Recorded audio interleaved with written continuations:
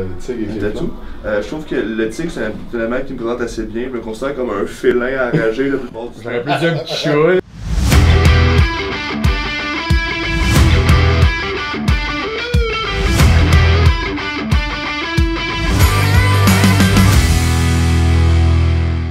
Lundi matin, en fin de semaine, j'ai donné pour la 6e fois mon cours de programmation, périodisation. Ça a bien été, c'était cool. Il y a du monde, il y a un gars qui est venu de Chicoutimi juste pour cet événement-là. C'est vraiment le fun d'enseigner à du monde qui veulent vraiment apprendre et approfondir leurs connaissances. Fait qu'aujourd'hui, on est lundi. Grosse journée de clients aujourd'hui. Je m'en vais m'entraîner. On va faire du pec et du dos. Puis ce matin, j'ai écouté une excellente vidéo de Gary Vaynerchuk que j'écoute souvent. Dans le fond, ce qu'il dit dedans, c'est que tu vas mourir à un moment donné. Okay? C'est peut-être demain, c'est peut-être dans 10 ans, c'est peut-être dans 30 ans. Sauf que de faire quelque chose par rapport à ça. Fait qu'un coup tu sais ça, ben fais juste vivre ta journée comme si c'était la dernière que tu vivais, fais ce que tu as le goût de faire. Tu n'attends pas à mec, ça aille mieux, je vais faire ça. Mec, j'ai plus d'argent, je vais faire ça. Mec, je suis en couple, je vais faire ça, whatever. Tu sais, si t'as de quoi tu veux faire, fais-les là. Tu sais jamais qu'est-ce qui se passe demain.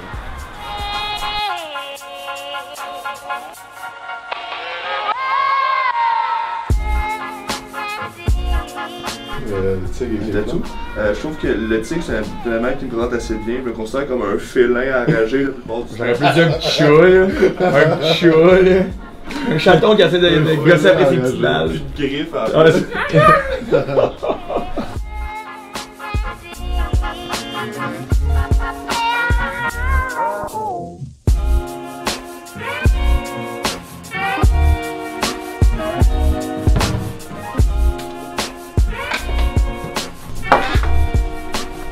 Le supplément, always.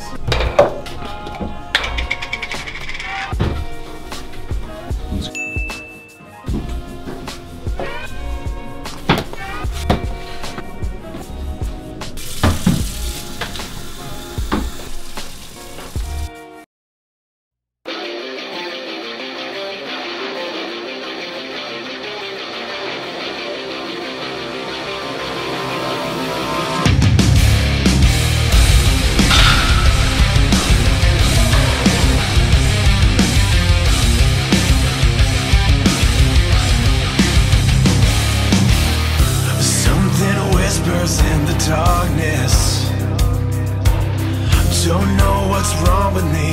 I close my eyes and try to see it. I'm sick of living in denial.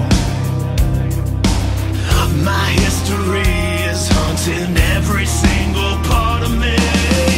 I used to always walk the rabbit. I used to hold the line, justify my head. Shades of gray surround me. I try to run away from everything I can't deny, but I never thought it could end this way. Broken down, empty. Now I lost too much to be saved. My misery. Ça c'est la Quantum Bar 1.0. Je me suis inspiré de Tom Purvis pour la faire. Il semble gros à celle qu'il avait inventé, sauf que là, je suis en train de faire le prototype numéro 2. Il y a plus de trous, la forme est différente et tout va être vraiment plus beau.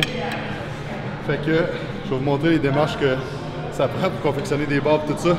Je suis en fait avec une usine qui teste aussi, il l'a testé à 800 livres l'autre barre, puis c'était à retenir à 800 livres, que le matériel est différent de celle-là.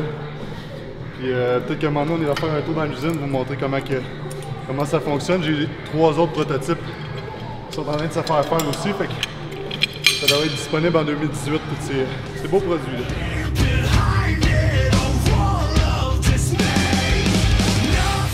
La technique que j'utilise au Citaro, c'est une technique popularisée par Jerry Tilley. Il y a un peu le principe qu'on est 30 à 75% plus fort en excentrique qu'en concentrique. Ce que tu vas faire, tu vas prendre une charge que tu n'es pas capable de lever en concentrique.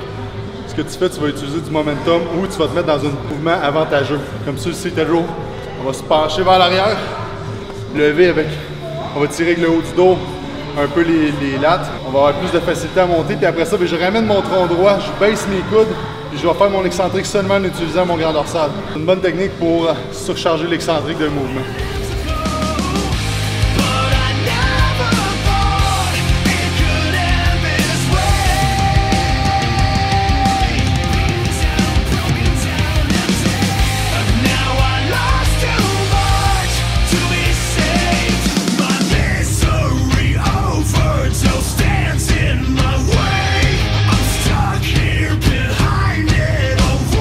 Ouais, fait que sur le Scott Curl, quand tu vas faire cet exercice-là, c'est important que tu vas toujours avoir le joint en ligne avec la tension. Dans ce cas-là, la tension vient de la gravité, ok? Et tu vas avoir le dent du coude complètement en ligne avec le plafond.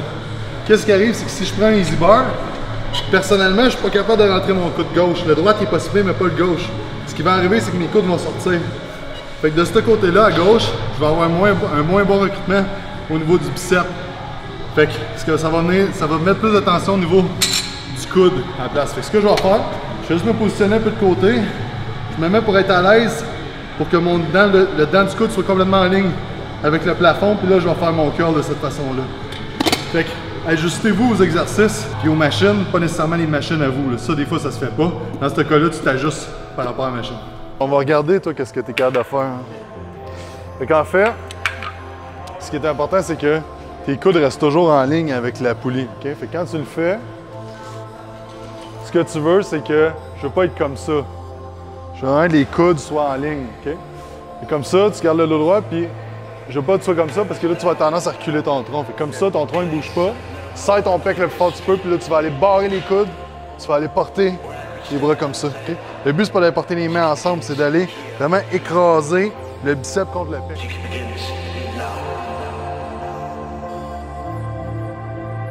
Descends juste un petit peu. Là, OK. Ça va être ton point de départ, OK, ici. Parce que là, tu es capable de serrer ton pec. C'est ça que je veux. Le contact.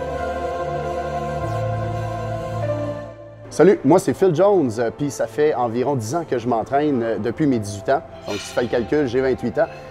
Puis j'ai beaucoup entendu parler de Jacob, comme quoi que c'était un excellent entraîneur qui prend soin vraiment de ses clients, très bon aussi au niveau de l'alimentation, puis au niveau de coaching de mouvement. C'est surtout là que j'avais besoin d'aide, fait que c'est pour ça que j'ai fait appel à Jacob, dans le fond, parce que j'avais beaucoup de faiblesses au niveau du dos puis des épaules, puis je voulais travailler ça, puis c'est ça, j'ai commencé à m'entraîner avec Jacob il y a à peu près 3 mois de ça, puis maintenant, ben, je pète le feu.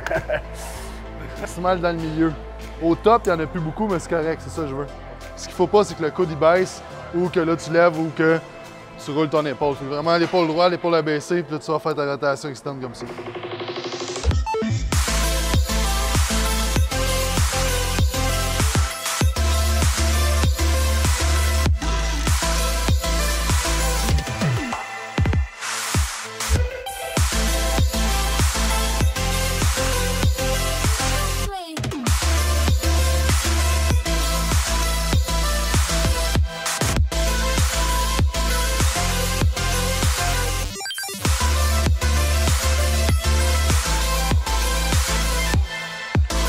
Donc, c'est le temps des grippes qui s'en vient, des rhumes. Et j'ai un petit mal de gorge, fait que là, je vais me prendre quelques suppléments pour aider. Donc, vitamine D. Dans le fond, ça, c'est un protocole que j'ai appris de Charles Poliquin. On va faire 25 000 unités de vitamine D par jour pour 7 jours. Et je vais prendre de 60 à 80 grammes de glutamine. Je vais prendre la glutamède d'ATP. Il faut juste faire attention avec les gros dosages parce qu'il y a de la glycine là-dedans. Donc, dans cette marque-là, il y a du monde des fois qui ont de la misère à gérer la glycine, qui vont avoir des problèmes gastro-intestinaux. Je vais rajouter avec ça des probiotiques que j'ai chez moi, que je vais prendre à jeun le matin. 2 probiotiques ATP et je vais rajouter de la vitamine C que j'ai pas avec moi. Fait que vitamine C, je vais aller avec 4 grammes, 2 probiotiques, 60 à 80 grammes, 25 000 unités par jour. Et je croise les doigts, mais je touche du bois. À toutes les fois que je prends ça, ma grippe, elle dure comme une journée ou 2, puis ça casse la grippe vraiment. Parce que ça booste le système immunitaire, la glutamine, la vitamine D, tout ça. Donc, sur quoi je me base quand je monte des programmes d'entraînement, c'est que je vais faire une périodisation. Dans le fond, il y a une planification annuelle des programmes d'entraînement qu'on va faire. Fait que là, dans le fond, j'ai tous mes mois. Fait que, dans le fond, ce client-là, c'est aux 3 semaines qu'on change son programme d'entraînement. Fait que dans le fond, ça, c'est son 12 semaines, 12 semaines, 12 semaines. On appelle ça des macro-cycles. Fait que dans le fond, moi, j'ai des pourcentages d'intensité que je vais jouer avec, qui sont très précis, que je vais jouer entre les phases d'accumulation, intensification, accumulation, tout ça. Et dans le fond, ben, moi, ce que je fais quand je rencontre un nouveau client, c'est que je vais faire un plan de l'année, qu'est-ce qu'on va aller travailler avec des pourcentages bien précis par rapport à ce que c'est un débutant, un intermédiaire, un avancé, dessus. Une bonne capacité de contraction, une bonne capacité de récupération, c'est quoi sa dominance en type de film musculaire, tout ça, je prends tout ça en considération. Et là, je vais bâtir sa planification de l'année. C'est pas couler dans le béton, ça. Il y a souvent des moments que je vais le changer ou que je dis, OK, j'ai vu qu'il n'était pas nécessairement rendu à ce que je pensais qu'il allait être rendu à ce moment-là. Mais ça me donne un gros guideline. Fait que, tu sais, moi, je crois vraiment que plus tu vas planifier qu'est-ce que tu vas faire, plus tu vas avoir de chances de l'atteindre. Fait que c'est ça, la périodisation, je trouve que c'est quelque chose qui manque beaucoup en entraînement, surtout en hypertrophie. Tu sais, à part John Meadows qui a intégré un peu sa sorte de périodisation que je trouve quand même assez intéressante. Mais c'est ça, fait que je conseille à tous les coachs qui m'écoutent d'aller vous renseigner là-dessus, périodisation, programmation, tout ça. Comment bien progresser aussi les techniques d'entraînement. Fait que tu sais, j'ai mis des drop sets, des giant sets, des excentriques lents, des techniques d'inertie, des chaînes, tout ça, mais il y a toute une raison pourquoi ils sont là, puis pourquoi que il y a le drop set là, qui est la technique 1 du drop set. Après ça, il y a une autre technique de drop set plus avancée. Fait que tranquillement, pas vite, on progresse vers des techniques de plus en plus complexes et de plus en plus demandantes. Fait que comme ça, tu t'assures d'avoir des résultats à long terme et aussi ben, d'avoir des outils avec tes clients pour bien les progresser tranquillement, pas vite. Parce que l'entraînement, c'est comme une analogie que j'aime bien, que j'ai appris dans les cours de RTS, Resistance Training Specialist. C'est que, dans le fond, une analogie que si tu veux avoir un beau tan pour l'été, mais tu vas avoir des petites expositions au soleil, pas beaucoup par jour, mais tranquillement, pas vite, d'augmenter ton exposition. Fait que, tu sais, si tu vas te mettre une journée au complet au soleil, mais tu vas juste brûler. Fait que ça m'a à faire pour l'entraînement. Si ça fait 2 mois que tu t'entraînes puis tu te mets à faire des supersets, des drop sets, des excentriques lents, la méthode bazooka que j'appelle, c'est que tu vas juste comme aller tout travailler qu'est-ce que tu connais en technique d'entraînement. C'est comme si tu prenais un coup de soleil, en fait. Tu crées rien de bon. Fait que de faire des petites micro-augmentations, des micro-progressions au niveau des techniques d'entraînement, ça va être beaucoup plus bénéfique au niveau de la progression à long terme pour tes gains en hypertrophie, en force, mais même en perte de gras.